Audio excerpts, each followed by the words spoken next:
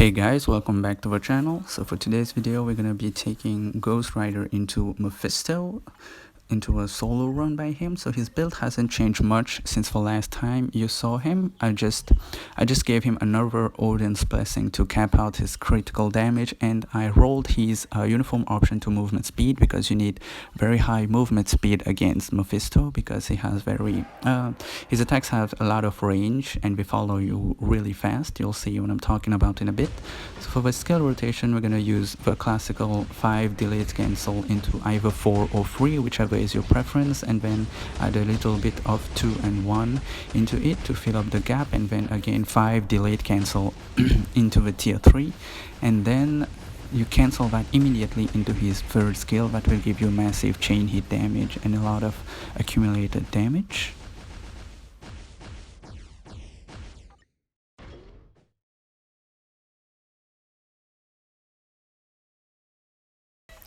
As for the team, we're gonna use Medusa lead and add the Dr. Octopus there. He's just there to act as a third member.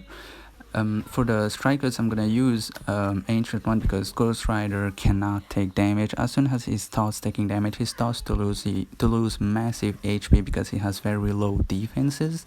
So I have to use Ancient One for the debuff and Venom for the heal. Normally what I do is that I take Ghost Rider on stage 5, and then I give him Captain Marvel lead and then Luna Snow. So Luna Snow does a bit of damage and also constantly heals Ghost Rider with her tier 3. But for this one I'm running a solo team, so that is why I'm having to use anti-venom.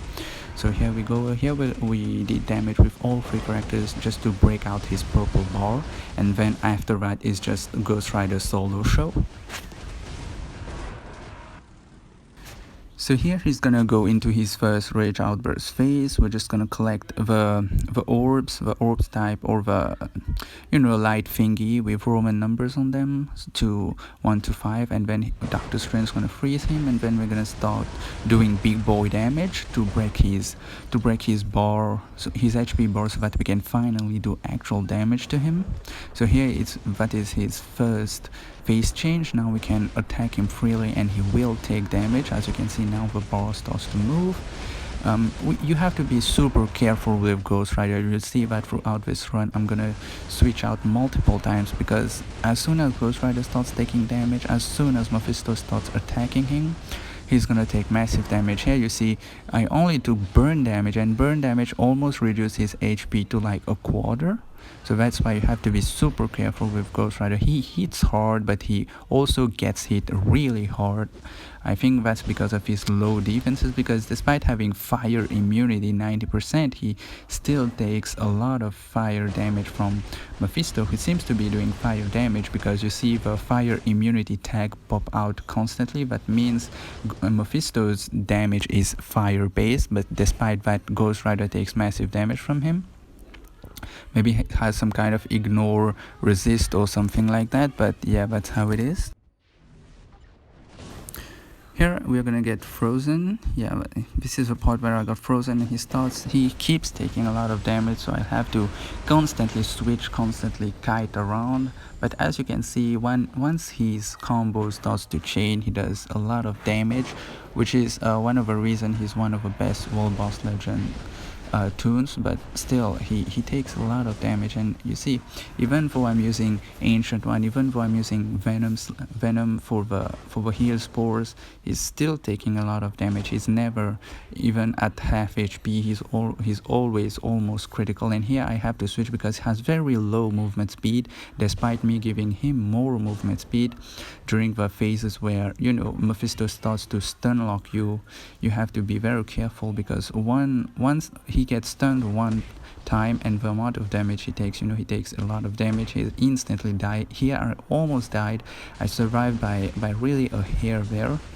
And here we gonna go into his combo. You can see the damage is pretty significant, but still it's really difficult to continuously deal damage to Mephisto. If he could somehow, if he had a heal or something like that, you could just continuously do damage and not be worried about dying. Here is what I was talking about. He has low movement speed, so he keeps getting stun locked by Mephisto, so that's why I had to switch to Dr. Octopus and then Medusa to collect the thingies for Doctor Strange to come. Here I had to almost immediately switch again, because you know, Mephisto starts being annoying, starts spamming the same attacks over and over again. He's really unpredictable. I'd say he's the World Boss Legend version of Thanos. Thanos World Boss Ultimate is almost the same. He keeps locking you into the same attacks. He keeps one-shotting you. He keeps doing massive damage to you. Like, it's really annoying. And for me, that's the difference between Null and Mephisto. I think Null is a really more is a predictable boss. You know which attacks he's gonna do and which pattern you have to dodge his attacks, but not for Mephisto. Mephisto, you have to watch out a lot, to be careful, to know when to sub. Like, your finger must always be on the sub button so that you do not get your main DPS dealer killed. So here we're gonna finish this here.